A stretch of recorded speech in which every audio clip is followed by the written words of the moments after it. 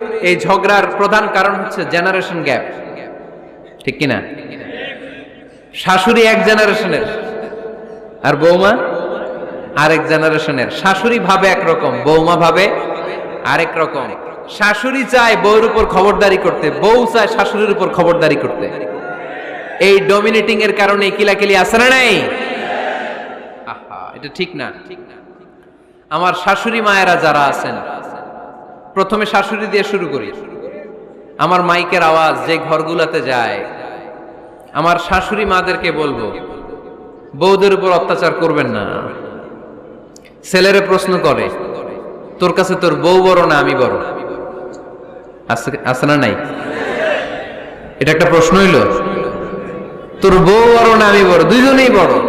তো এক ছেলে সুন্দর উত্তর দিছে, আমার কাছে ভালো লাগছে উত্তরটা শুনে। এক মা প্রশ্ন করছে,